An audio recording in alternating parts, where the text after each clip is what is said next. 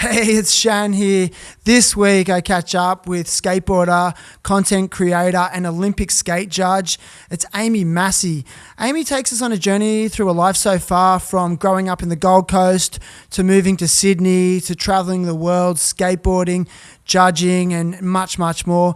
Aimee's so interesting. She literally lives a life by her own design, and we talk a lot about what that looks like and how it was accomplished. She talks a lot about going viral on social media and how that can have its bonuses and also its negatives. It's a great conversation. This week's guest co-host is friend and artist, Mr. Tierney. So tune in for a great conversation. Enjoy. Hey, listen, have you seen the Chad Musker episode on 9 Club recently? I haven't watched it yet. Yeah, I watched it. Oh, I watched half of it yesterday. How'd it make you feel? Really good. Like, he spat some really good words. I don't know. He's doing something for himself, which is awesome. Like, he knows that he is his own brand, so he's making something of it, and people feel like they're like buying something from him. You know what I mean? It's like he's created this thing, and they're supporting him. So, like, he's doing it differently, which is sick. And, like, he can understand that. Yeah. Yeah, I wonder. Yeah, I found it really powerful. He said, that quote was, the power no longer lies in the industry, the power lies in the individual. Yeah. Yeah, right. I put that on my story yesterday. Did you? Like, yeah. Yeah, I put it on my story as well. I, like, filmed it and was like, these are wise words because it's so true. Do you think it's a really good representation of just modern pop culture? Yeah, I think that everything's adapting, and like, things aren't how they used to be. Like, of course there's still always going to be that core side of skating, and people are going to go down that pathway, but now there's like new pathways you can go down, and you can make a living from doing, you know, something for yourself rather than something for a company. Like, you could create your own company in that sense, which is, it's awesome. Like, individuals should be getting for this, sure. You know what I mean? 100%. Yeah. Like, it's entrepreneurship. Yeah. It is a modern day entrepreneurship. And I think instead of being like worker drones going to places we don't, like, why not be an entrepreneur and create a lifestyle by design? Do you feel like that's what you've accomplished? Yeah, I feel like I can accomplish more. Like, I haven't hit my full potential in that. Like, I want to do kind of what Chad's doing and create my own brand eventually down the lines. But yeah, right now I'm working with so many different brand deals, and like, obviously traveling for work as well. So, like, my lifestyle's really busy at the moment, but once it starts settling down, like, I want to create something for myself, like a clothing brand or something and mostly for women skaters, because I guess, like, you know, we're always buying guys jeans and stuff like that, and I'd like to support women in the clothing styles. I don't know. You got some ideas? Yeah, definitely. Like, I got heaps of ideas. Because, like, I guess women skaters, like, we have massive thighs. So, like, a lot of the jeans that like a normal girl would buy, they don't really fit because we've just got big muscles. Right, yeah. Like, obviously waists are wider as well. That comes into play. So, like, you'll have like a wider waist, bigger thighs, and then it tapers in at the top. So, like, there's certain pants that you can wear that look really good, but I want to create my own style of it. Yeah. So do you think that's the next progression for you? Yeah, like, definitely. I want to do many things. Many things. Like, you're not done? I mean, by a long shot. Like, I'm not skating as good as what I used to be able to skate. Like, my body feels done.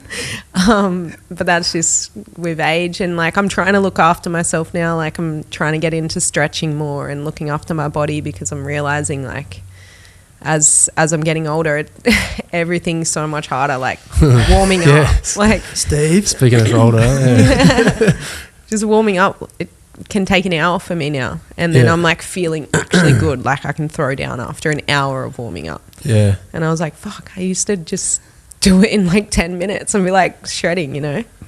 So yeah, I guess you skate mini ramp heaps though too. Do you find like I find good way to warm up even for street is to just do a couple of mini ramp tricks. Yeah, I usually do that. Warms you up instantly almost. Yeah, it does. And like games of skate as well. That's like another way like that I like to warm up. Yeah, just hit up all the guys. Do you find when you skate like mini ramp before a street session, you kind of lose your pop? Like you get tranny legs. Like I don't know. Transition it's like legs. Days, you know, you have days where I don't know. for sure. But so then I try to avoid it. Yeah. Do you skate transition? Like yeah. I think I'd probably class myself more as a mini ramp champ. Yeah. Back in the day, like I forced myself to skate street. Yeah. But I feel like I really should have started earlier, hitting the ledges. But I was always tranny. Yeah. I mean, I like everything. I couldn't like you know how some people just like one or the other.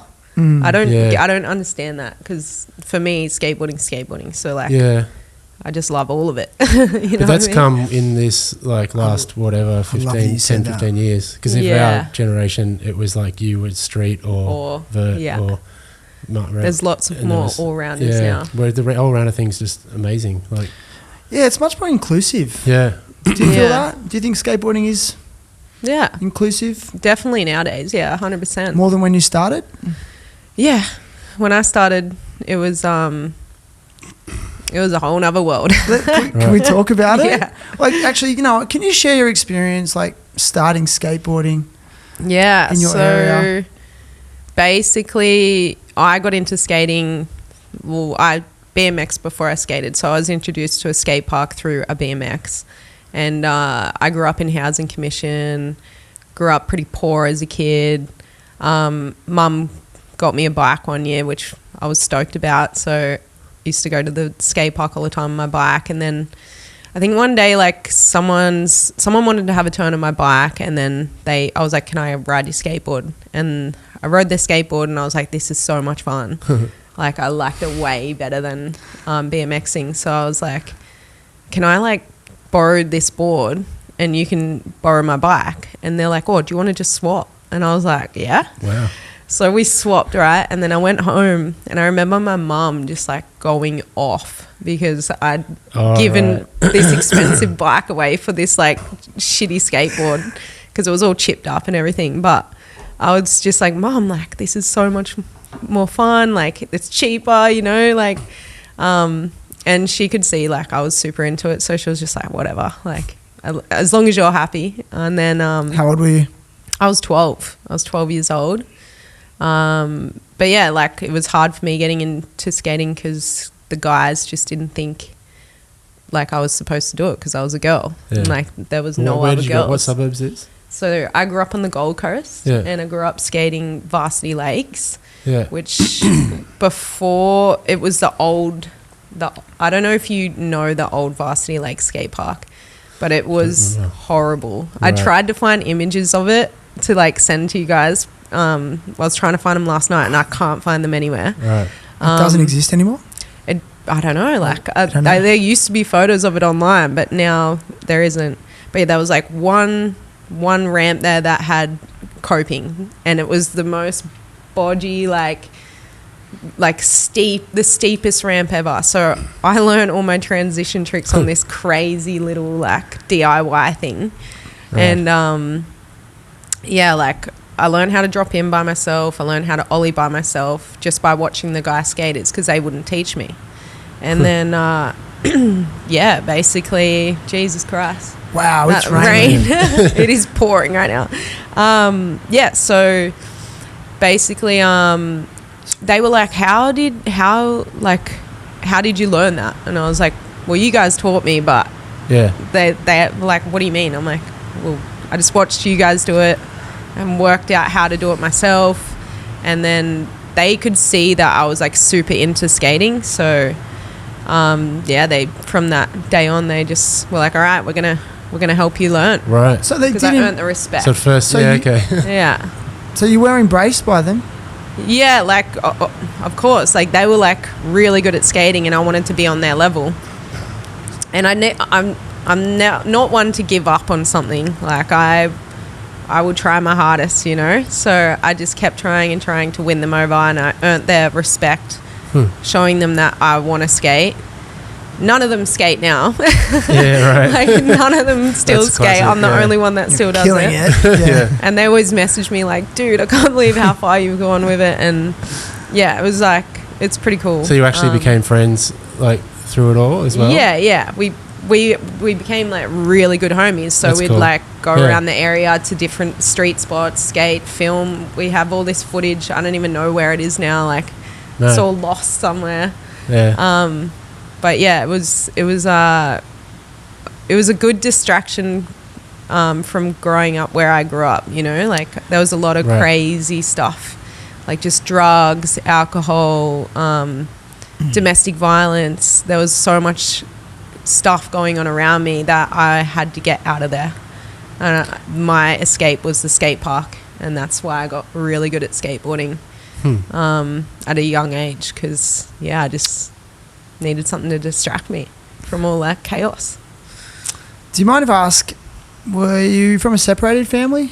Yeah, so my mum and dad split up when I was 10, I believe. I think I was 10. So that was a whole transition, because my mum actually met a woman and started dating a woman, and they're still together till this day. So I got 2 mums now. It's awesome. Yep. Yeah. But yeah, it was like a transition phase for me, because I was like, at that time growing up, it wasn't like a thing to have a gay parent. And nowadays, obviously, it's really accepted, like, which is amazing. But yeah, for me at like a young age, it was really confusing. I was like, what's going on? You know, like totally. I didn't really understand it, but I was like, whatever, like if you're happy, then I'm happy. But yeah, as I got older, I started to understand it more. I was like, okay, I understand this. But yeah, so aside from skating, like what other ways were you managing your situation and the conversations around your parenting situation as well? Was, you know, were you having feelings of like maybe, I guess, confusion, embarrassment, like, and how were you managing it? I guess like I didn't really talk about it. Hey, okay.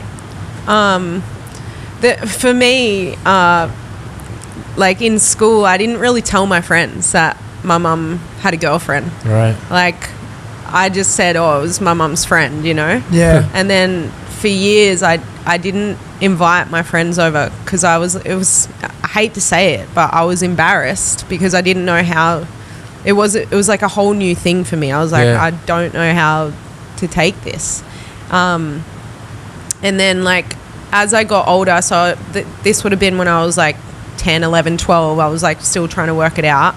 And then when I was about 13, 14, I was like, oh, okay, like I get it. My mum's gay. That's awesome. And then one day I was like, you know what? I can't hide this from my friends anymore. I need to tell them because like my mum's so happy and I just felt bad not telling them. So one day I finally told them. I was like, yeah, so like my mum's gay. And they're like, yeah, we know. Of course. And I was like, are you serious? They're like, we've known the whole time. What do you mean? And I was like, I thought it was such a big deal, but like just to tell my friends, and they were like all cool with it. I was like, oh, okay, sweet. Like, just like, why did I care so much? As a kid, you get like that, I guess. Yeah, and I think it was a different time. Like, you know, in a lot of ways, our society obviously has its problems, but it also has some success as well in terms of more inclusivity and understanding and acceptance, and I think it's progressing well. Would you agree? Yeah, 100%. And even in the skate community, like there's so many queer communities out there that are supporting each other, and like it's exactly what the skate community needs. And you know, people are coming out like it's just like a normal thing. They're not even coming out. It's just like I like this person, you know, which is really cool to see. It should be, yeah, it's how it always should have been. Just took a bit of time to get there. How would you reflect on your time at school? I mean, were you a good student? Do you think were you academically Nah. inclined? Just asking. I was like, you know, I'd be passing, like I'd be getting C's. But was it just because you didn't care? Yeah, I was like more sporty. So basically, like I was real academic in sport. So I was competitive. Yeah. Like I used to go like try and win all the running races. I played soccer. I played cricket, basketball. Like I did all the sports growing up. But yeah, I wouldn't say I was in like. I was definitely in the dumb classes, like, right. You know how they had to have like an average Joe class, and I'm like, they'd put me in there, and I'm like, yeah, sweet. I just had my tech deck on the set up on a board, right. like, so you were skating. Yeah, you were into skating. I don't know about you, but for me, I was the same. And then I left school thinking I was so dumb. It took me a lot of years afterwards to realise I wasn't. Yeah. Did you leave school feeling like you were dumb? Definitely. I mean, I went to TAFE after school, and I was like going to study graphic design. And I started studying graphic design, and then I really liked it, but it got to a point where I was sitting inside all day long, and I was like, shit, this is what it's going to be like if I do this as a job. And I'm like, Steve's a graphic designer. Yeah, true. That's fine, I was like, I don't really want to sit inside all day. I totally get what you're saying. Yeah. And I just realised. Good for figuring out what you want to do there. Yeah. And then my mum was like kind of bummed that I did that, and she's like, so what are you going to do? I'm like, well, I want to become a pro skater. Yes. Oh wow! So you thought that? Yeah. Cool. So you put it out there. I always wanted to become a pro skater, and I was going to do whatever it took to get there. Right. And my mum, she was like, I mean, you know, if that's what you want to do, then go for it. Like, so she was on board. Yeah, my parents were really supportive of my skating career. How old were you when you manifested that? I would have been 17, 18. Sick. Yeah. But then I had a full-time job. Like I worked for Coles. I worked for Coles for 10 years. Did you? Yeah. Did the hard yards, checkout chick, deli. Can I just jump in there? Comparatively, if we fast forward to the lifestyle you live now. Yeah, it's crazy, eh? Never would have thought I would be in this position I am, like, ever.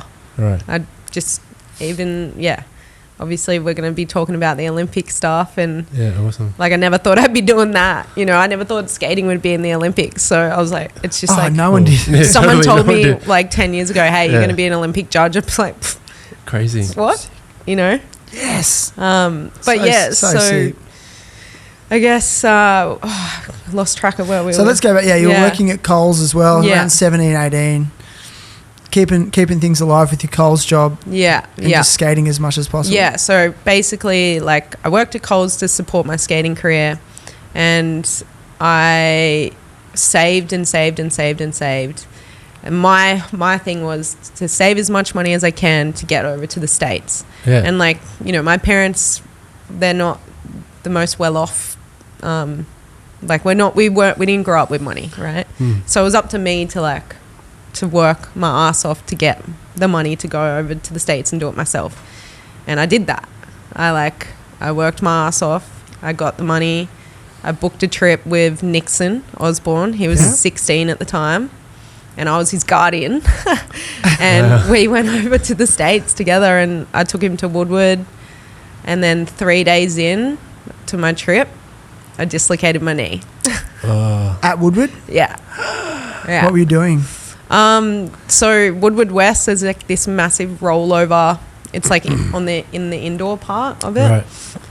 It's basically a BMX obstacle. But all the girls were going over it, and we were doing like a train over it. And I just came over, and as I came down, my back foot came off the board, and I literally like sat on my knee at the bottom, like with full pressure, splits. Like splits. Yeah. And then I just felt my knee pop. And I remember, because I had shorts on, like I had tiny little shorts on.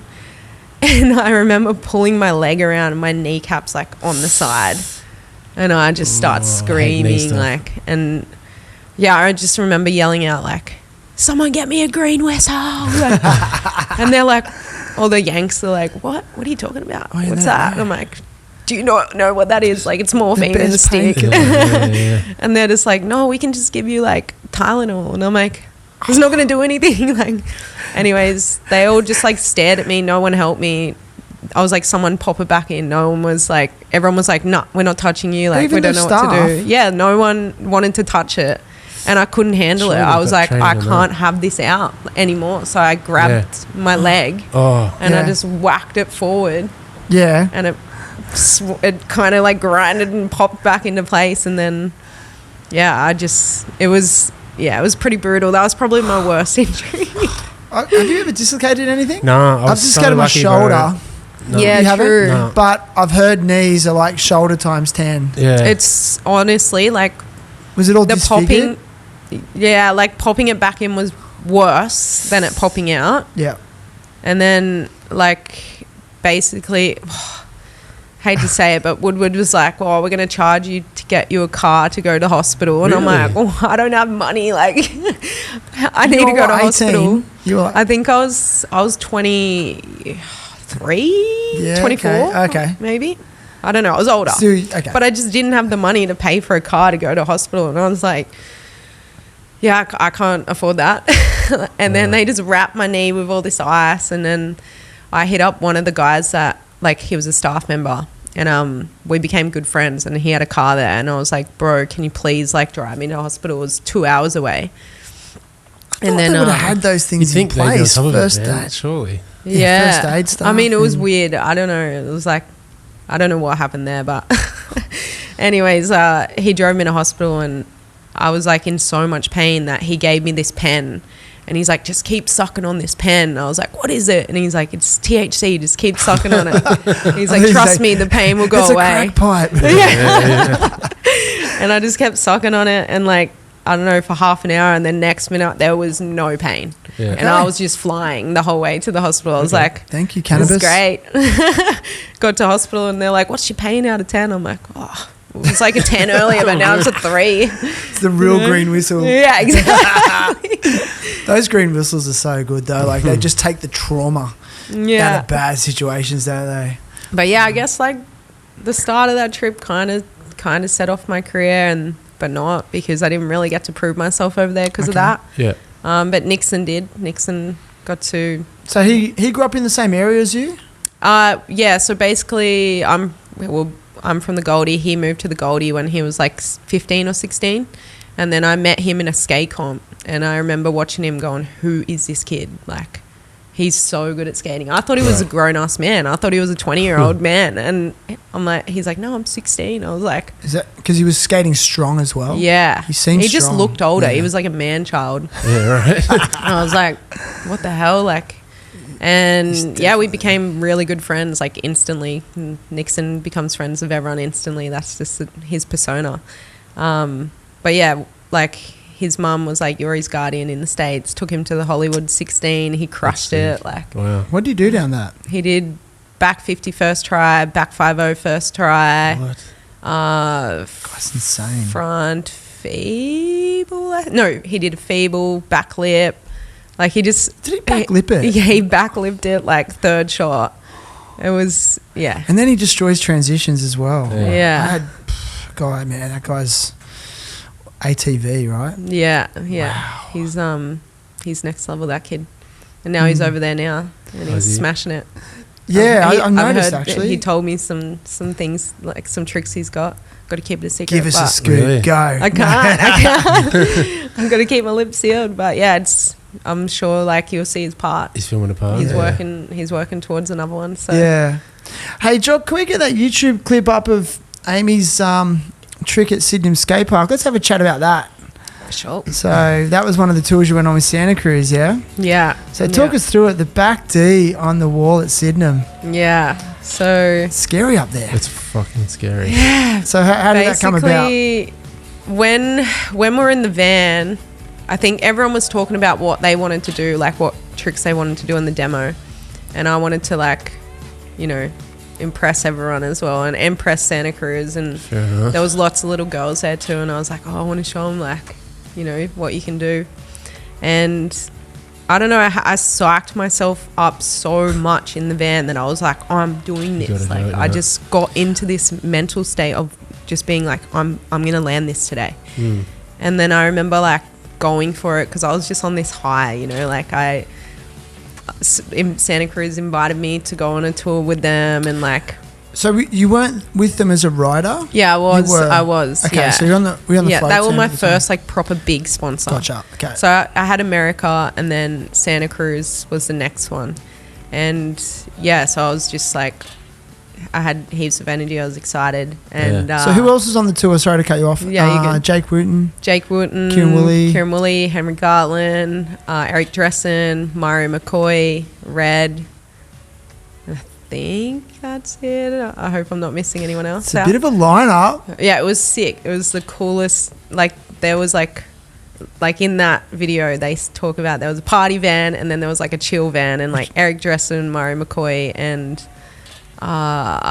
someone else was in that van and it was like they were just looking over at our van like they were so glad they weren't in that one. So you're in the party van. I was going to say, I was in the party van. But I was going to ask that, like, but what was it like being the only girl in the van? It was fun. They like, I'm just like a skater like them. Okay. So like, Rad. It's not like it's anything different. I've always skated. I've grown up skating with guys. Like I always skated with guys to make me skate better. I wish there was more girls around that I could have grown up skating with because it would have really been awesome to have that, but I didn't have that, so I always grew up skating with dudes. But yeah, that back disaster, like I remember getting into it and then I was like, okay, I got into that real easy, and then I was like, I tried it again. I think I slid out a bit. And then I was like, nah, next one, this is the one, I'm doing it right here. And third shot, I just did it. Sick. And I was rolled away and I was like, holy shit. Yeah, that would be like, so good. And that rail too that they just put up as well, like the rainbow rail there. It's not easy to step to, that thing. I don't know. Yeah. I mean, is that an obstacle you like at that park? I do. If I really wanted to do it again, I could probably do it. I think I was trying to front 180 out of it, like pole jam front 180, but it's just like, it's because it's a double cannon, it's kind of weird to get into. You need like wide trucks. But yeah. Sick. Yeah. Nah, I love it. Have you ever skated those, Steve? Like it's like they're not a flat bank, those walls. For me, like being an older skater, they're like a new thing. Obstacle, like right? how it's like transition to flat. What do you actually call that? Wait, is there it just an a bank?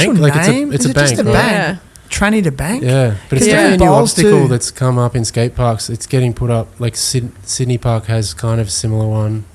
Which? And then, where transition goes into like a vert wall. Oh, yeah. Yeah. Never really had them before. Like that wall, but that one particularly is just... It's whippy, the one at Sydney. Yeah. You got to be ready for it. When you come back in, you got to hit that. Yeah.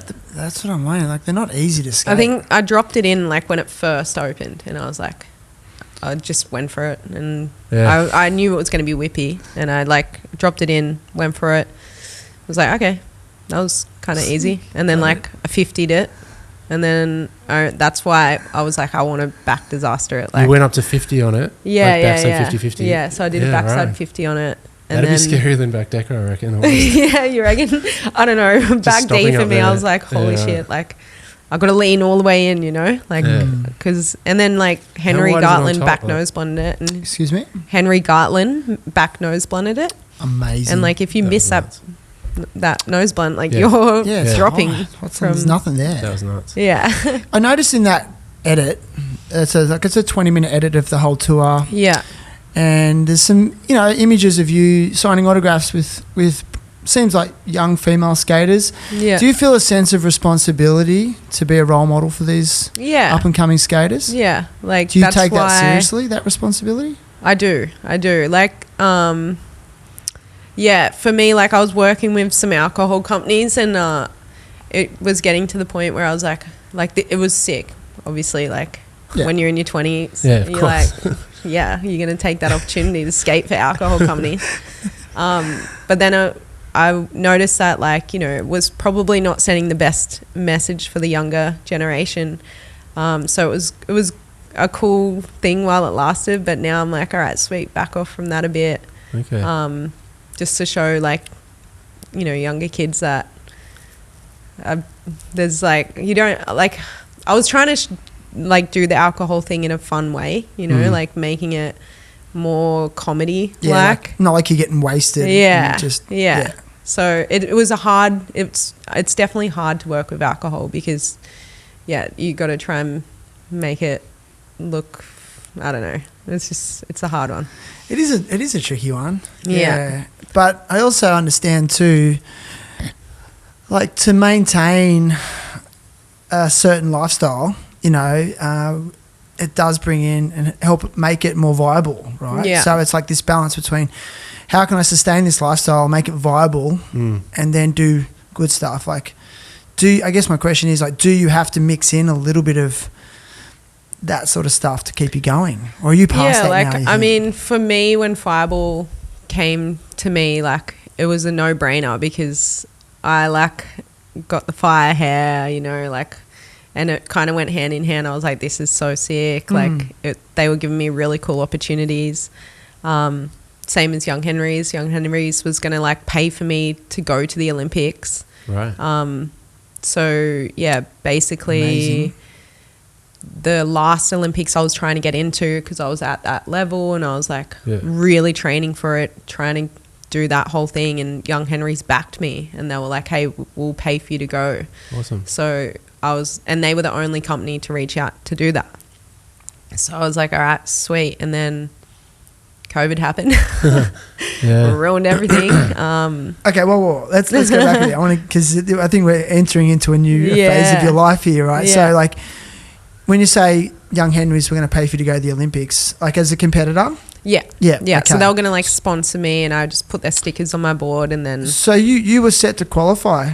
I was trying to qualify the previous Olympics. To Tokyo? To Tokyo.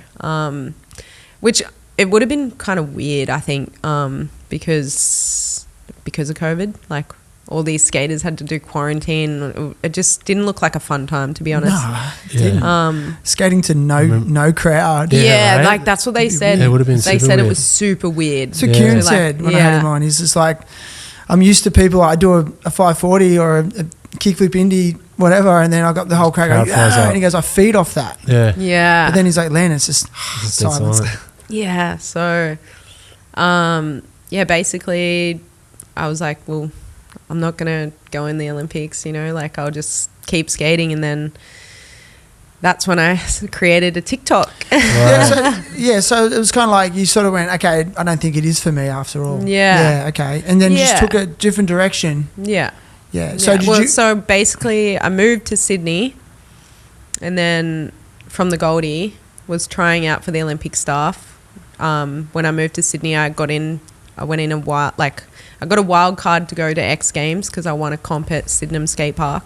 Right. Sick. Did that. Came last. But it was at like an experience, and then I think a year after that, I got invited, like, there was a Dew Tour competition and it was for the Olympics. Right. I actually entered in park and street. So I was actually like, I was so cooked after. I was like, why did I do that? You know, like, it's a lot of skating to enter into both. And then, once COVID happened and it kind of put a spanner in the works for not only me, for a lot of the Olympians, they all didn't really want to go through that. I was like, you know what, I want to just work.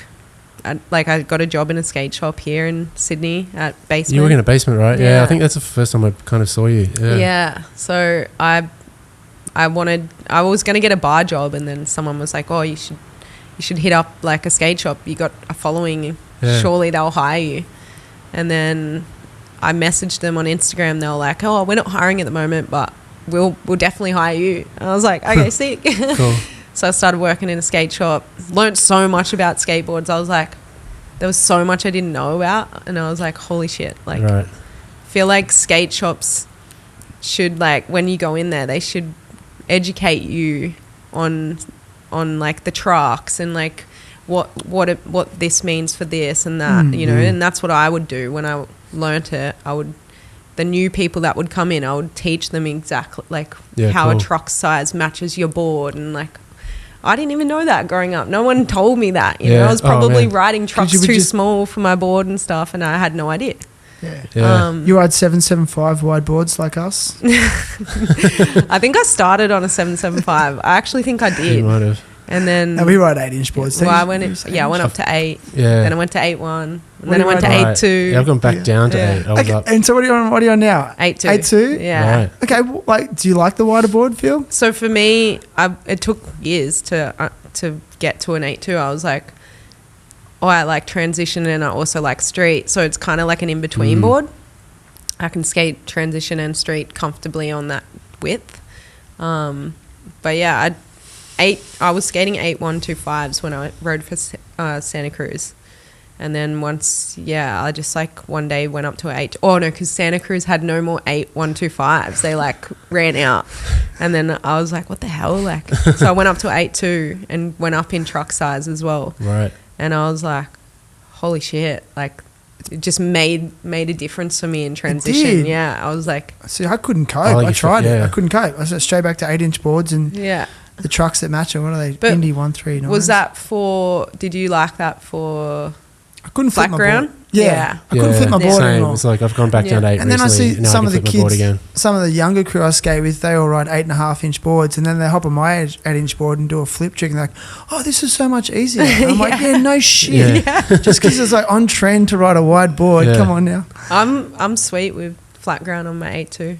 Like you are. Yeah, cool. I guess that's not too dramatic. 8.2. Yeah. 8.5 though. 8.5's too big. It's way too big. Yeah. But I got big feet for a girl. Like I got size 8 men feet, so just having that little bit of extra room on the board as well feels good. I don't know. So let's go back. So I want to get back. Actually, there's one question I want to ask you. Like, how old were you when you moved to Sydney? And I was 26. 26. And what prompted the move? Was it to continue? You know, basically, I met a guy, and we kicked it off, and I moved here for him, and then like I basically never left. I was like, I got a job in a skate shop, and cool. And then I started meeting lots of skaters, and I just kind of started vibing with Sydney because I was working in a skate shop. I was like, this is sick. Meeting heaps of skaters through the skate shop, and and then that's when I started the TikTok page, because it was like a period of going into COVID, and I was so bored in this skate shop. So I was like, how can I make this more fun? And I just started making videos reacting, being customers that would come in. So I was like, I did one video where I was like the Bondi mom and then I was like the skater dad, and I was being these different personas and making these funny videos, and I was like, this is kind of funny. I uploaded it on TikTok, and then they just started going viral. Wow. So you meant okay. Yeah, well, you answered my question. I was like, what it did inspire it, and you think it was just boredom at first? Yeah, it was. I was so bored. It was during COVID. Do you consider yourself a creative person? Yeah, 100%. You do, because they are quite creative. Yeah. I mean, I'm no actor or anything. It's whoa. Do you think that's evolved? Do you think you've become a better actor because of those clips? Yeah, I guess. I look back on them now, and I'm like, oh my God, it's so bad. I could have cut it a bit better, and edited it a bit better. But that comes with anything that you're starting off with. You start realizing you can do it better and better and better and better, and it evolves. But yeah, it's definitely over the years. A lot of people thought it was cringe, and that's fine. It's let's talk about this, because I mean, when it started to go viral, how was that period of time? Were you just tripping out? Were you surprised? It was weird for me. I was like, because I didn't really know what TikTok was. I just was like, what even is this app? You know? And then, I don't know, I got 500,000 followers, and I was like, How long did that take? That's a lot of followers. Yeah. Like, can you even reckon? gauge? I think can you gauge on TikTok who your followers are? Is the same as Instagram as well, or is it's it like different. TikTok's like, I feel like Instagram's more like authentic and like you can like relate more and like have a relationship with people on there. Like, I don't know, you can message each other better and like there's stories, you're watching stories on there, so it's like more engaging. Whereas TikTok's like just an algorithm, so like that TikTok chooses if your video is going to go viral or not, you know, and it's not really. Do you know why though? What have you? Who knows? It's run you've got by experience China. so you don't actually. No one knows why. No, like I've worked with TikTok and I asked them like why, and they don't know. You've like, actually worked with TikTok. Like they've invited me to TikTok to go parties? in and do workshops and like TikTok parties like, and stuff. But research, like they've invited you to help them with research and things like that? Yeah. No shit. Like not research, it's just like I went there to ask some questions. Like I just wanted to know, I'm like, how do I get more viral videos? You know, like how do I do this? They're like, we don't know. Like we don't know how it works. See, the machines are taking over. Well, that's TikTok. It's like that. Whereas Instagram's going to like push your videos forward to your followers more. Whereas TikTok will just push it out to like random people. I was going to say, just hope that it does well. It's always the one that you're like, this is going to be the dumbest video. Like it's not going to do well, and it just goes boom. Yeah. Right. So you're aware of that. So do you think it's a bit of a lucky dip? Well, back when I first started doing it, it wasn't like that. It was like, I guess I was one of the only girl skaters on there at the time. Yeah. So, you know Ricky Glasser? Yeah. Yeah. So he started one. And then he hit me up. He's like, Aimee, you should like create a TikTok page. There's no girl skaters on there. Like it'd be such a great thing for you to try out. He's like, trust me. And I was like, all right, I'll go for it. And then I uploaded a video. I remember it was landscape. And he's like, messaged me. He's like, dude, take it off. Like, it's got to be portrait. And I was like, rookie. Oh, yeah, okay. Rookie era. I think I left it on there. It's like still my first video on there. But yeah, then I was like, okay, so portrait. And then I uploaded like all my most viral videos from Instagram to TikTok. And then that's how it blew up. And because I was the only girl skater, and I guess I was just putting it out there to all the women, showing them like a different side of, because everyone was on there doing dances and like this weird stuff, and I was like, let's put something like a bit of talent on there, you know, like something else. And then it was intriguing to a lot of women, because I think 70% or 75% of my followers are women on TikTok, which is totally different from Insta. So Insta's the other way. Really? Yeah. What do you mean the other way? Like, so that's male. So, like 70% male. Why? On Insta. Wonder why there's that difference. I know why. Okay, tell us why. Why? I guess like Instagram, you can post photos, so like you can do like thirst trap photos, and the engagement goes. You don't really do that though. I checked out your profile. Yeah, like I guess because I don't do it, and then I'll upload like a bikini photo, just goes nuts. Yeah. So like on a summer's day. Yeah, like when it's summer and it's. But you don't like thirst trapping daily. No, there's people out there that have like their accounts and they're just thirst traps. I noticed. Yeah. It's like a big thing. But yeah, I kind of like started doing my TikTok and like transitioning the TikTok videos that were funny over to Instagram. Right. At the start, I was like, oh, I don't want to mix them, because I was scared of how my followers would see it on Instagram, like skaters, because it was like a different, Mm. it was a whole different audience on my Insta. And then one day I was just like, you know what, I don't care, like I don't care anymore, I'm just going to upload them to there because I think it's funny and I'm trying to keep skateboarding lighthearted. And then I just started uploading it, and then I guess a lot of people weren't not too into it. Well, listen, like this is what I want to go into. I mean, you've got almost 2 million followers on TikTok. In terms of public visibility, how does it translate IRL in real life? That's an acronym I heard by someone. Yeah. I'm not that cool. There's people who notice me, I guess. Do you get that? Yeah. A while back, I had like these kids. They were kind of aggressive. Hey, I was like kind of scared. Right. So I was like leaving Market City, and these kids were like, "That's Aimee Massie!" We're like full screaming, and I was like, "Oh my god!" And then they're like, I was like, "Okay, that was crazy." And then I kept walking, and they're like, "I know that's you, Aimee Massie. Turn around right now!" Oh my and I was god!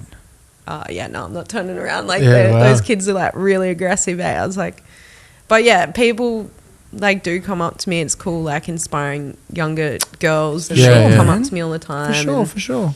I did a video with Paige Tobin, little Paige Tobin. Yep. It went so viral.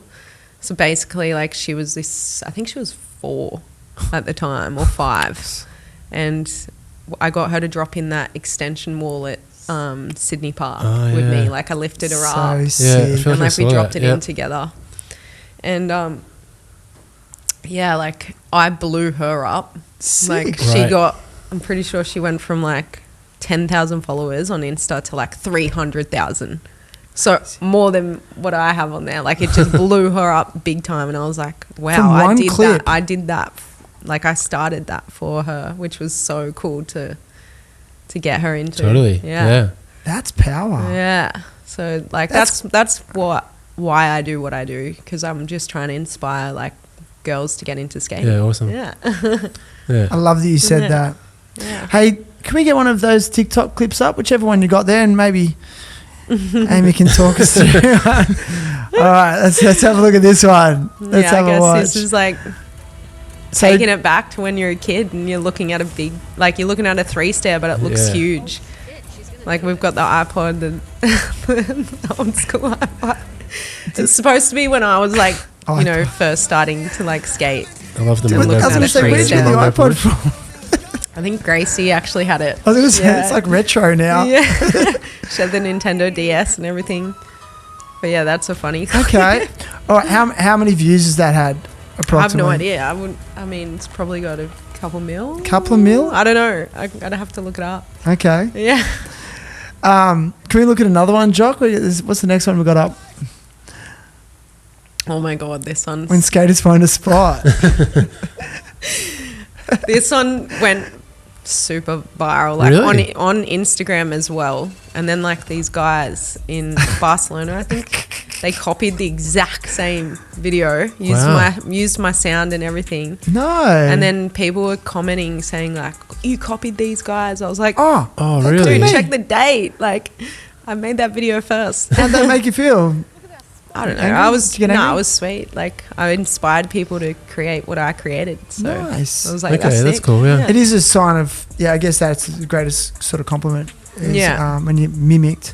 I like this part where there's like the beautiful mind. Like doing the algorithm. Like imagine like walking.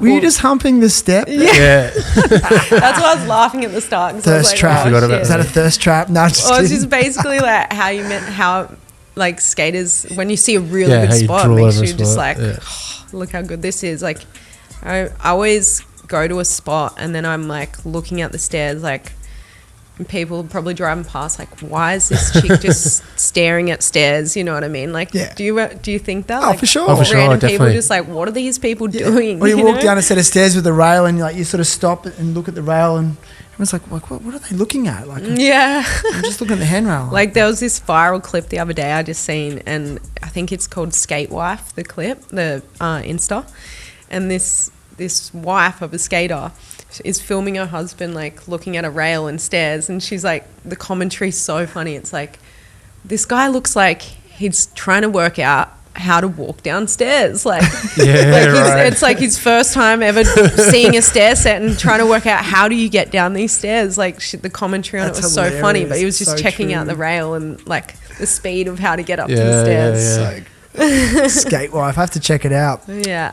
Have you heard of Walker Ryan? No. Skater in America. I had him on episode 100 if you're listening. Yeah. He went on a European vacation with his girlfriend. Yeah. But it was meant to be just like a romantic trip, but he's seen all these sick spots. He's like, and then he's got all these awesome videos like of his girlfriend like all dressed up, ready to go out for dinner in like high heels and stuff. And then like filming him and filming him like trying to do a switch tray down a gap and stuff in Greece or somewhere. It's like, So funny. Yeah, I'm a sucker for the funny videos, and then like I made so many of them that I'm like I've ran out of ideas, and I'm like trying to get that creative side back again, but it's hard, like trying to come up with different ideas. How often do you try to post? I mean, like an now actual clip? I'm like I haven't posted much comedy stuff in skating because I've been so busy with all these like with Harley Davidson and Sony, crazy. Which is sick. Like I'm learning how to ride, so it's like a whole. I've been hella busy with all that, but I've got I actually have a couple of funny video ideas lined up to film over the next couple of weeks. So you will see them soon. They're going to be funny. Can we talk about Harley Davidson? I mean, that's when I seen that they gave you a motorbike? Yeah, so basically it's a loan. Okay. So they're loaning me the bike. They pay for the rego. They pay for the insurance, all that kind of stuff. So you can just keep swapping them out? Yeah. So basically as you get better bikes? Yeah. So yes, Harley Amy. was like, we want you to do a learn to ride program. We think you'd the right fit for our brand. And I was like, dude, this is so sick. Like it's been on my bucket list my whole life to learn how to ride. Right. And I was like, what a good way to learn how to ride through Harley. So they paid for my course to go get my L's, and never ridden a bike before in my life, and I aced it. I was like, okay, this is way easier than driving a manual car. And then they dropped off the bike to me, put a skate mount on the side of the bike. Oh, no way. Yeah. And so I got a little rack for my skateboard and everything, and I've been riding a lot lately. I'm just trying to get used to it. It's scary in Sydney. It is riding. It's not it's not me I'm worried about. It's the other people on the road. Okay. Like people just. Oh yeah, them doing something. I feel like people after riding now, I feel like everyone should go for their motorbike license because it will make drivers aware of for sure riders on the road. Now when I drive my car, I'm constantly looking out for bikes. Yeah. It just made me more aware of that. Yeah. Because it's funny, I only just got my motorbike license this year as well. Yeah, true. Yeah. So when we got to go for a ride. Yeah. Well, I've been looking out for a motorbike. I was going to buy a Vespa. Yeah. just something around town, but I think I've got to get something bigger. But you're right, get a Harley. When you go to say a third world country where there's no road rules, everyone rides defensively, and there's no road rage. There's no road rules, but there's no road rage. But then you come to Australia and, there's it's aggressive and there's road rage and, and if you're on a motorbike, you're definitely riding defensively, aren't you? I think when I was away on a trip and Corey Duffel was he's like, dude, I want to let you know, it's sick that you're getting on Harley, but just so you know, you're going to fall off and you're going to eat shit. Yeah, and I'm like, thanks, man. Wise words. And he's like, no, I'm serious. Because he used to have a motorbike, he's fallen off, he's eating shit heaps. And I was like, bro, I know I'm going to fall off this thing one day, but I'm doing it, Yeah. Cool. I mean, it's do you live your life in fear of what might happen? Yeah. And he was saying if you ride your bike like you skate, expect to really hurt yourself because you send it so that's what I mean. I'm like, bro, you send so hard but yeah, he I think he's sold his bike because he rides it like he skates. Interesting. So he's like, I'm going to lose my life if I keep this thing. So you get a lot of, would you say overall you get mainly love comes out of your social media accounts? Yeah, I get hate, but I don't really. How do you manage that? I don't really care. Okay. It's it's just more comments? engagement, for me. It's if you want to leave a comment, please. I don't care if you want to talk shit. Yeah, you don't engage. Yeah, because I don't engage. Yeah, cool. There might be one time I might try and say something funny back, as a joke, but then it just spirals. You know what I mean? So there's no point in even responding. It's just leave it. Sorry to cut you off, Amy. I just feel a negative comment on social media just has no weight. It doesn't mean anything if Like it gets forgotten so quickly by people, and I just find it interesting when people allow themselves to get caught up in a debate in comments or an argument. I'm just like, really? Like, yeah, because it doesn't end. Like, it doesn't end. I learned that when I first started getting some pretty hateful comments, and like when I first started getting big on social media, I was copying it a lot, and I didn't know how to take it. What was the main criticism? Oh, it's everything. Like I guess like the TikTok side of it was what changed it, because people thought like I just started skating or something, like I just started getting into the scene, and I was like, dude, I've been in the fucking skate scene my whole life. Like, yeah, okay, I know a lot about skateboarding, and people just thought I didn't know shit, and like I used to skate in like, you know, short shorts and like crop tops and stuff, and like apparently it was too girly, you know. Like, no, you weren't still getting like, that kind of shit. Yeah, like I've copped heaps for, you know, just dressing like that, and I'm just like, dude, this is what I'm comfortable with. Not everyone has to, you know, wear baggy clothes and look like a dude skating. Like, yeah, right. And I want to inspire that side of the market as well with, you know, girly girls. It's like anyone can do this. And don't get me wrong, like, look at me now. I'm wearing baggy stuff. Like but it is cold. It is pretty pouring cold. Rain and freezing. We've all got freezing cold. Yeah, why aren't you wearing short shorts today? It's only 10 degrees outside. Yeah, so I don't know. What else they hated me for? I don't know. It's usually people laughing about it. It's usually just bait half the time to like get you going, and then it's not actually. Yeah. And they're commenting those things to get a reactment.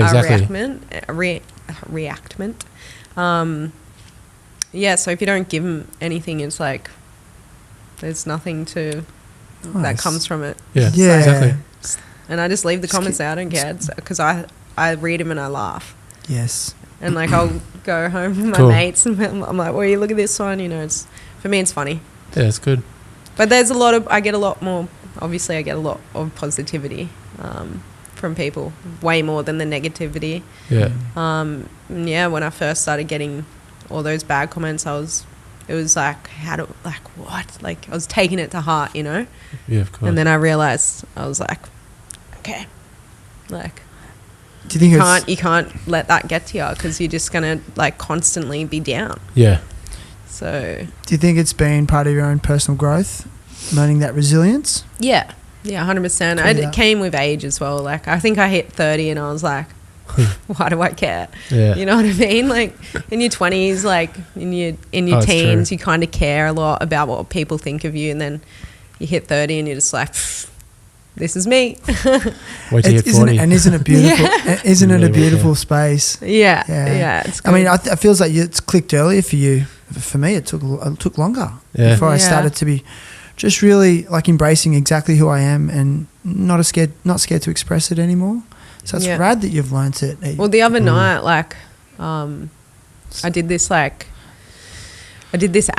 at Waterloo, and they like turned the lights off for this ad for, I don't know if I can announce it yet, but it was a glow in the dark ad thing. Like, so they needed the lights off, and the locals were going nuts. Like, they were so mad. People were skating at the time. Yeah. And how like, long was it? but they got permission to have the skate park and all this stuff. It was all night. Like, they turned the lights off. Everyone rocked up to skate, and then they realized, what the hell is this? And here I am, just like, shit. Like, I'm about to go over here, and they're gonna know that I'm a part of this, and they'll start talking heaps of smack. Like, I can't believe this is happening. Like, and I'm like, yeah, I know, right?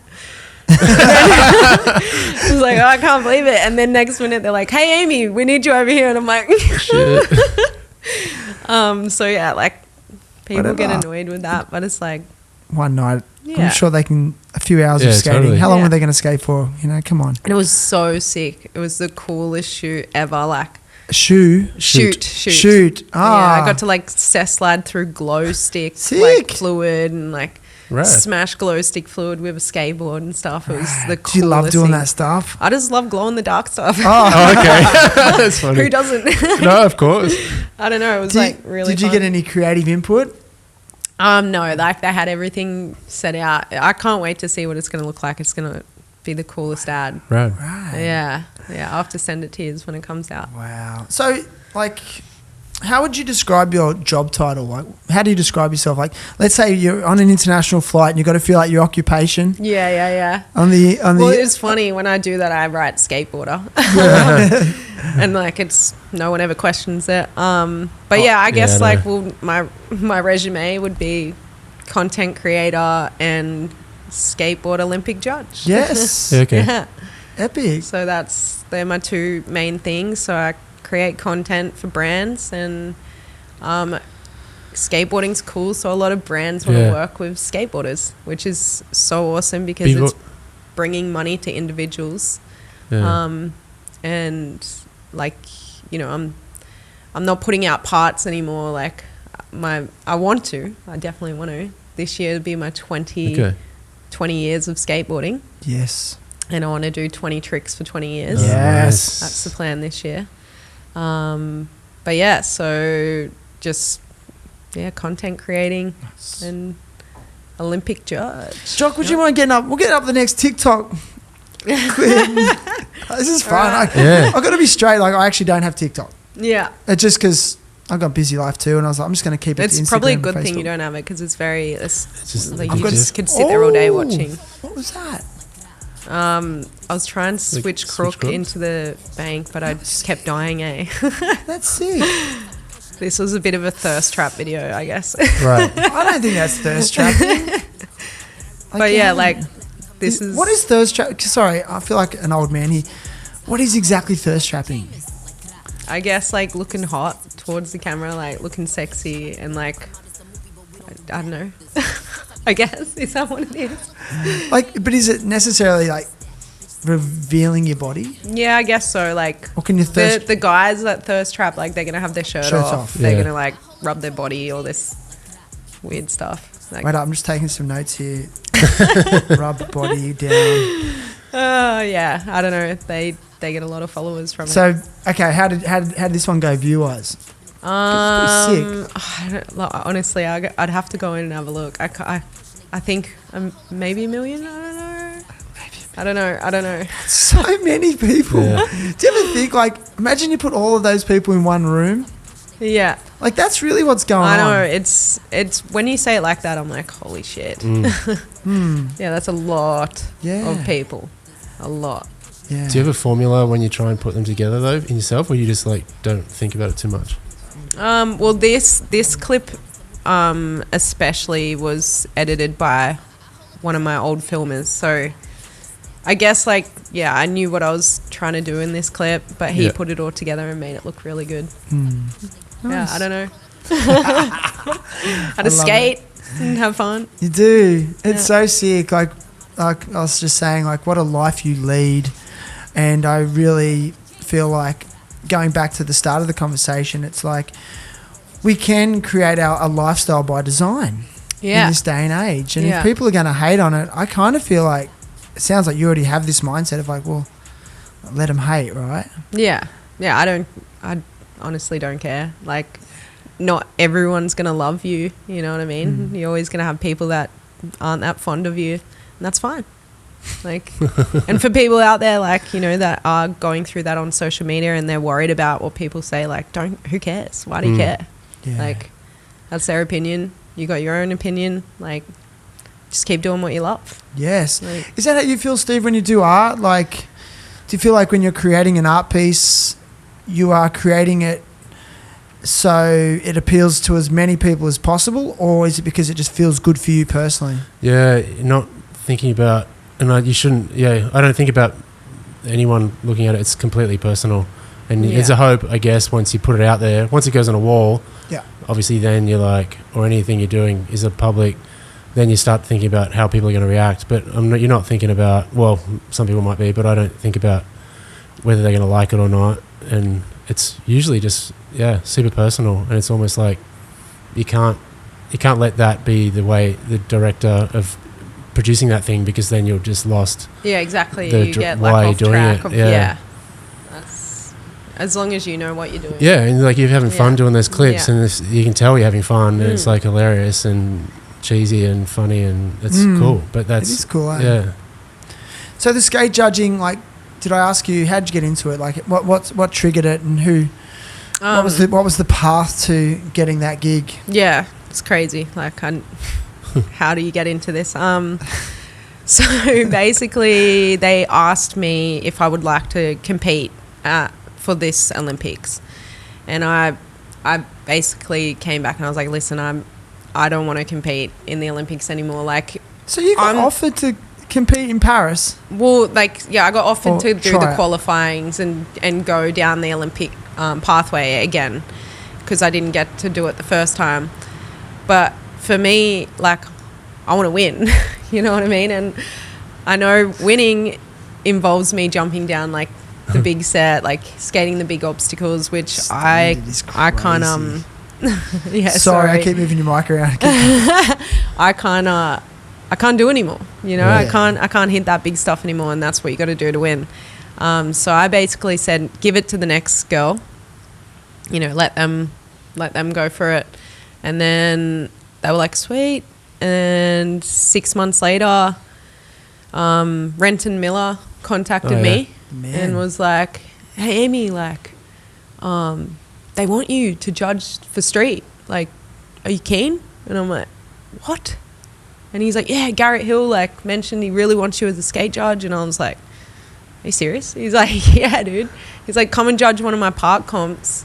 I'll, like, look over you and see how you judge it. And then, yeah, I'll see how you go. So I did that, went and judged a 5-dock comp. And then he was like, dude, you know what you're doing. Like, you've skated, you've competed for 15 years. Like, you know how to judge skateboarding.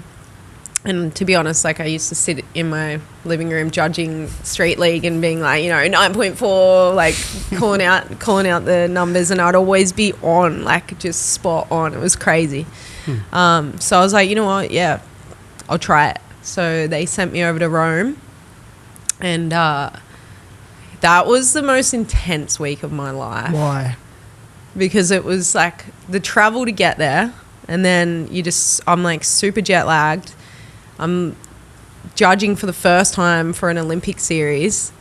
So I was like nervous as all hell. I was like, oh my God, like, why am I, you know, like questioning everything? Like, why am I the one going over here? What, like, am I going to be good at this, you know?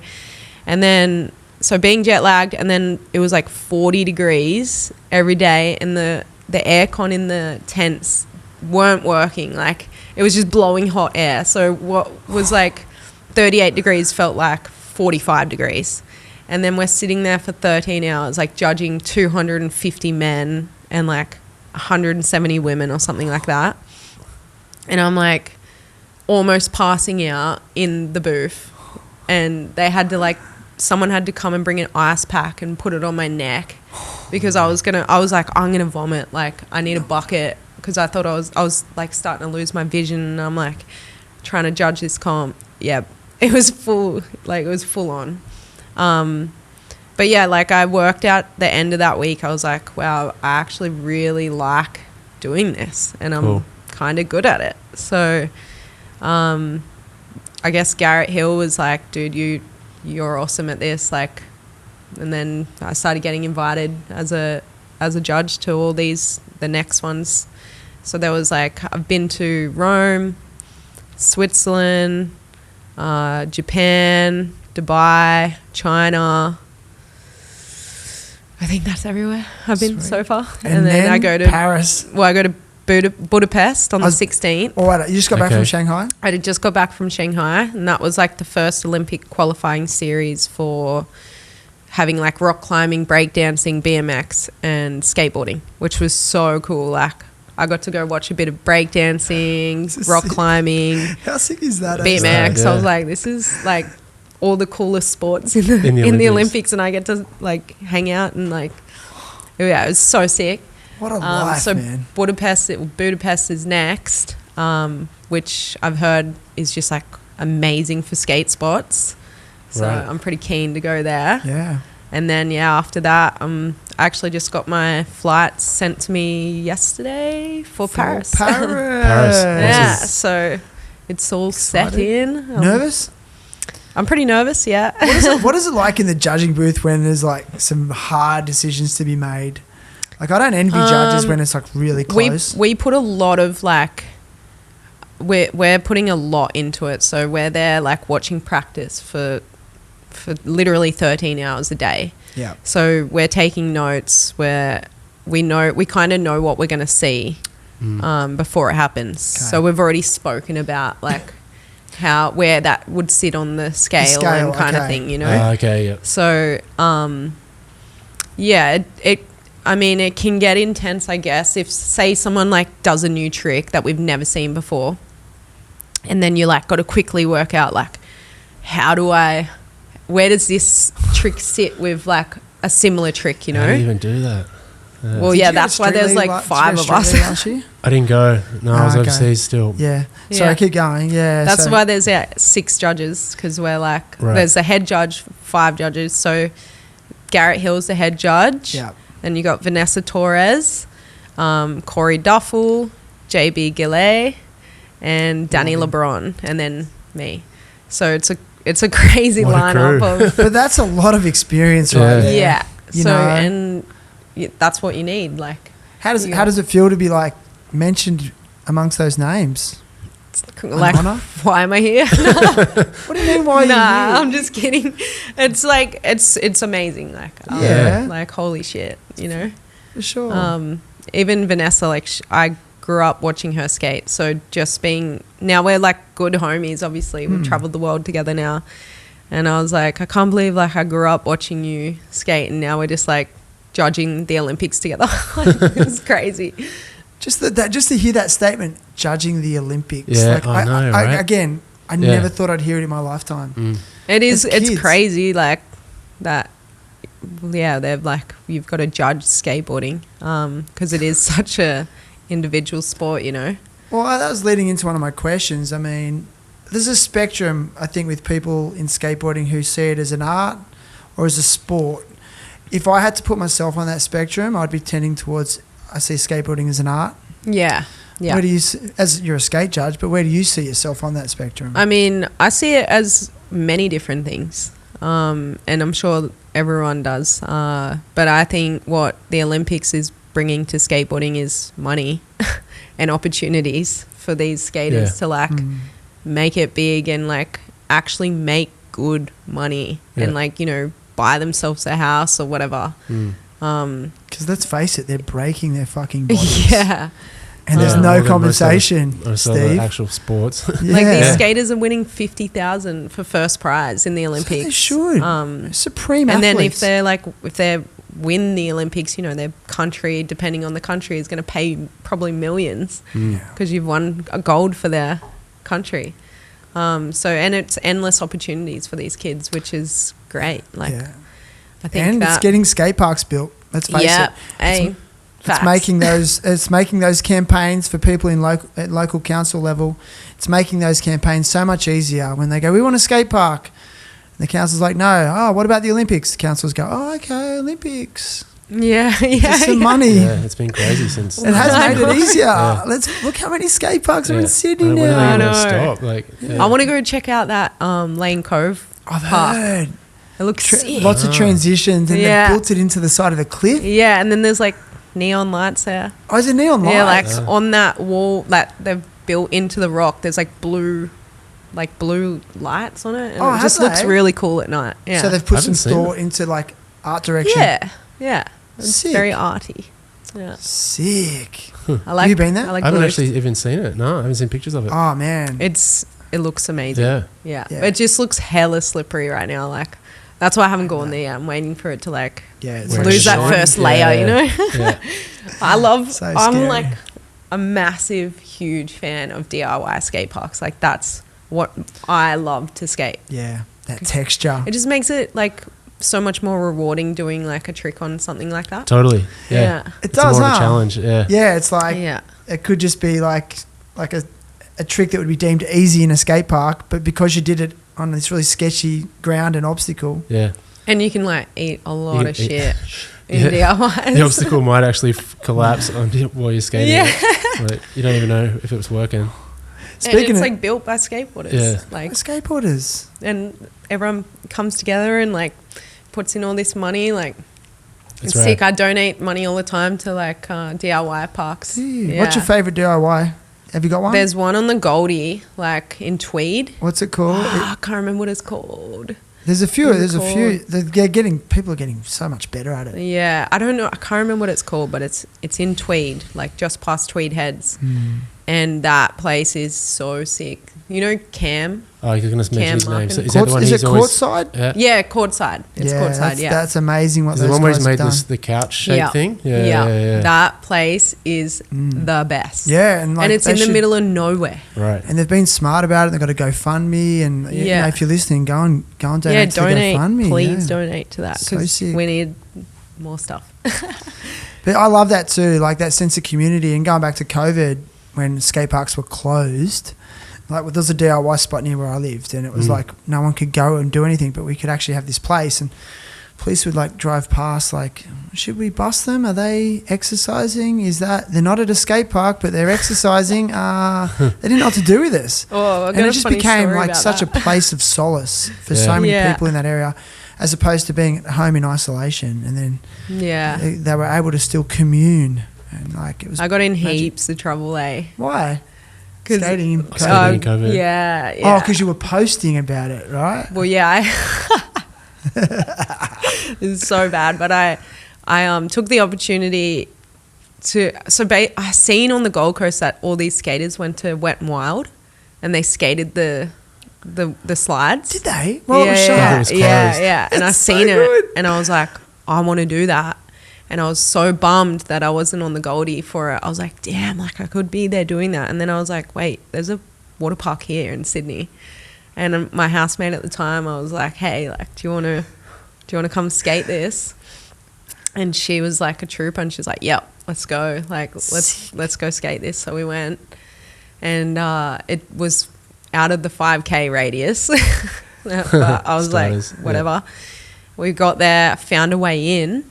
And there was workers there. No one stopped us. We walked in, skated all the slides. I made like a clip of me sneaking in, like skating the slides. Posted it on TikTok. Yes. Got like 7 million views. Shit. And people were tagging the water park. Oh. And what they do? They contacted the police. Oh, no way. And my full name was on my TikTok, so it was pretty easy for the cops to find me. And I copped a private phone call, like private ID phone call, and I was like, I bet you any money this is the cops. And it was. Wow. And they were like, oh, this is, Constable such and such from Blacktown Police. You're going to have to come in. And I was like, what? What for? And he's like, I think you know what you've done. And then I had to go in for a interview with the police, but I took a lawyer with me. So one of my mates, he's a big lawyer. Damn, this is like serious shit. He was like, I'll like come and do it for free. Can't handle this. Sorry, no, you're good. I want you to sound as keep going. He's like, oh yeah, teach me how to skate, and I'll like be a lawyer for free, basically. And I was like, done. That's a sick deal, right? So he came in with me to this police interview, and they were basically like, dude, like, are you serious? Like, why'd you do this? I was like, as if you're not going to. Like, it's an opportunity. Like, this has been something I've wanted to do my whole life, is skate a water park. It's COVID. The water's off. Like, I didn't wreck anything. But apparently I influenced a lot of other skaters to go there. Obviously, it went viral, that clip. So that's why they were, like, pretty bummed about it. And then I basically paid, like, a fine for trespassing, and he was going to get me for like being out of the 5K radius, and that was like going to be $1,000. There was like all these things that they were going to add on top, but because I had my lawyer there, like I don't think they did it. I don't know. They just like lucky, they didn't do it. I love because I know that the people on the Goldie that got busted, they had to pay like $15,000 each for what? Leaving their GT or that area for. I don't know, trespassing like this. They've had to pay like big for trespassing. Yeah, and I guess maybe they wrecked the slide, or I don't know, but they had to pay big money. Right. Whereas I got out of it pretty lucky. Yeah. And then right at the end, I'm just going to say it because it's happened so long ago and I don't even know who the cop was. But right at the end, the guy like turned his camera off and he was like, "Hey, Aimee, like I just want to say my brothers think you're so sick and they loved that video." And I was like, "Bro, That's then right. why are you fining me?" Like, Can I get a selfie? yeah, I was like, "Why are you giving me a fine right now?" But yeah, that happened after like he turned the thing off. I was just like, But I want to say That's something. funny. You said that they said to you, "Oh, you influenced so many people to do the same thing." yeah, I'm like, no, fuck that. Like, yeah, those people didn't have to do the same thing. They chose to do it. yeah, And this is what I'm so sick of in our society, of people not taking personal responsibility. Yeah. You Yeah. chose to do it and you dealt with the consequences. yeah. But yeah. don't go, "Oh, well, they did it, so like I did it because they did it." It's like, Yeah. no, fuck And off. they, Like, the people that went and watched my clip, they actually like wrecked the slides. So they were going to Yeah. charge me Yeah. for that. And I was like, you can see in the video, like I purposely didn't, like I wasn't grinding anything or doing anything like that. I was just rolling and like, you know, just using the slides as like a ramp. yeah. It wasn't like I damaged anything. And because of that, I just got the trespassing fine. Wow. But It's rad how you turned up Good with a lawyer. work. Just showing up with Yeah. a lawyer. A lawyer that didn't want flexing, to, eh? a lawyer that didn't want to get paid. Are you serious? Did you teach him Yeah. to skate? Must be a good dude. Yeah, well, I still need to teach him. If you're listening, Evan. Give us a shout. Yeah. Yeah. Yeah, I'm Billy. But speaking of Yeah. DIY spots, let's talk about Kieran Woolley ollieing in Man. to that tree, roof to tree. Did you hear, like, there was one of those slams, I swear you can hear the thud of his head hitting the ground. I'm like, When he just sort of hit the edge of the road, or the Yeah. The park. concrete. Yeah. Have you seen the new rough cut that Indy put out? So Indy have done like a mile. haven't seen the full clip. yeah, yeah, yeah, Have you seen it? yeah, And it's just like he went there 4 times. yeah. I just watched that and went, like, I know I love skateboarding, but I watched that and went, fuck, I love skateboarding. Yeah. Like, only a skater would think of that, Yeah. you know? And then him, like, after rolling away and, like, just, you know, his laugh that he has. So That's good. sick. And did you know that, like, he went to give one of the cameramen, because he had a few cameramen, like Yeah. Rhino was one of them, Right. and who was the other guy? Jesse, someone? Anyway, he went to give him a high five as he's recording with the camera because he was so hyped, and it knocked the battery out of the camera and lost the footage. Oh, are you serious? Yeah, and it was like, they're like, fuck, you might have to do that again. But it turns out Rhino did got the angles other and got an angle. iPhone angle as well. Oh, so it was okay. my God. But he went there 4 times and got Dude, beat got up caned. every single time.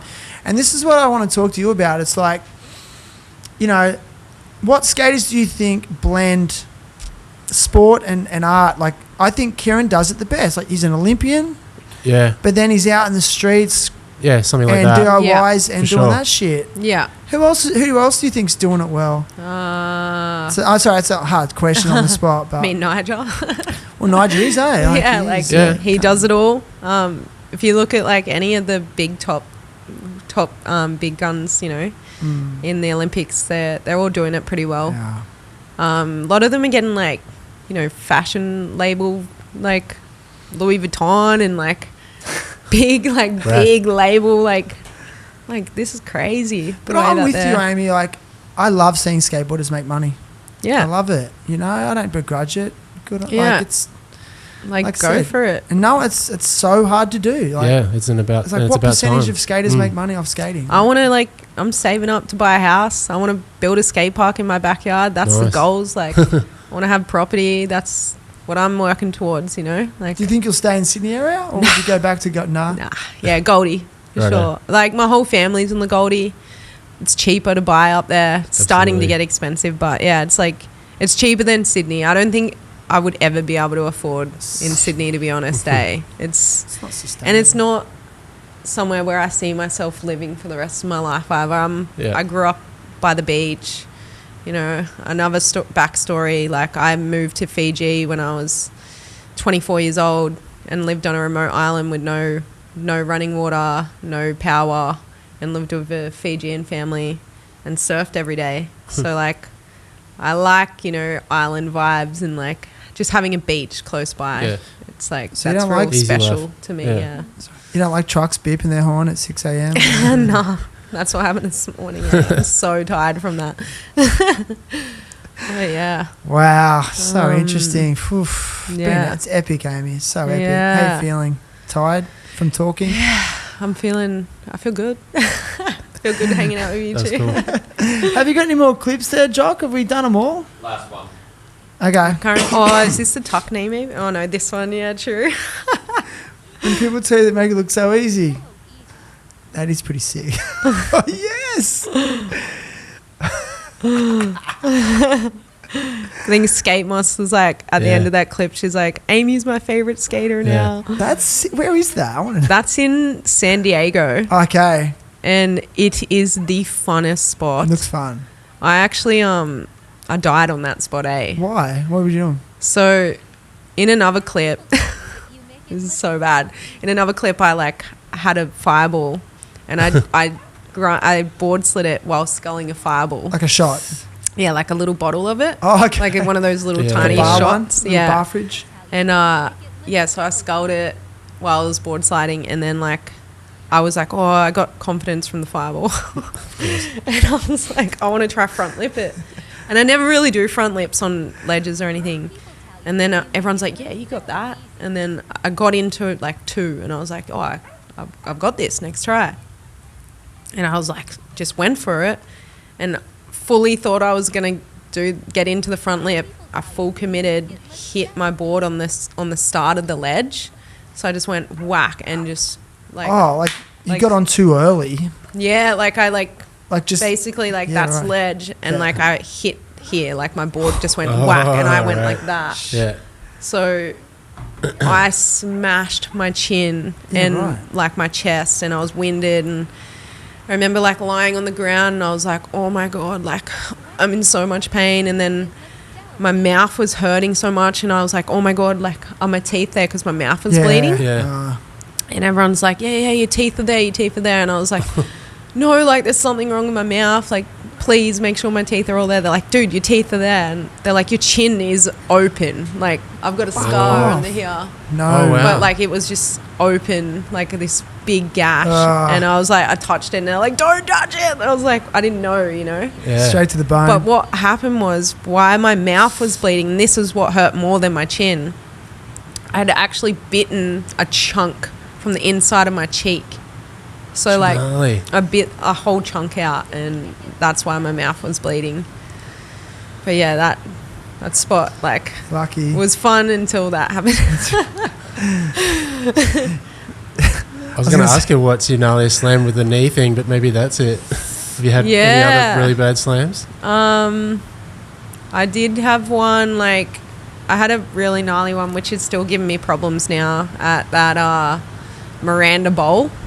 Haven't skated yet. I Yeah, haven't skated it either. it's huge. Like the big big, bowl, yeah. It is a massive bowl, and like I was just, me and George Richards, we were dropping it in and just like cruising around doing flyouts, like being idiots.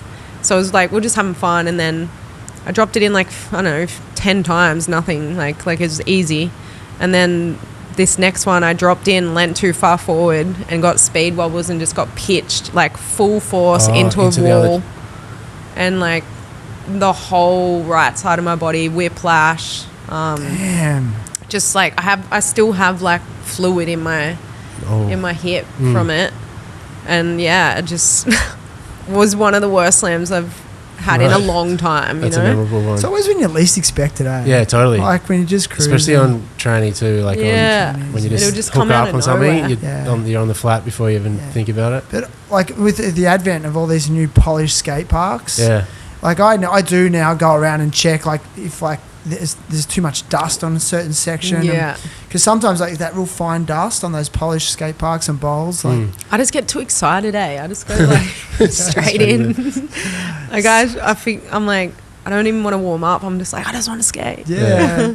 But I can't. I have to warm up now. Yeah, I'm Yeah, the for same. sure. Actually, you know what's helped me to keep the longevity going is like foam rolling before a skate. Oh is man, just that now- thing's amazing. That just seems like the best warm up, better than is. stretching for some reason. Yeah, I it don't know is. why. Just because it fires the nerve It does endings fall as well. Yeah.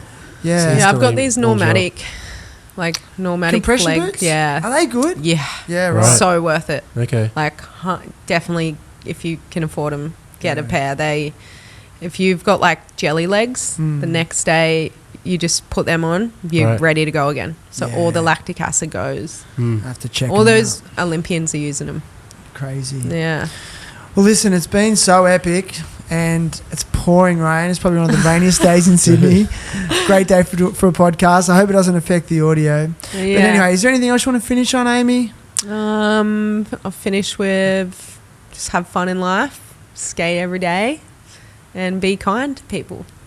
Nice. So good. You're a pleasure. Aimee Massie, everyone. You.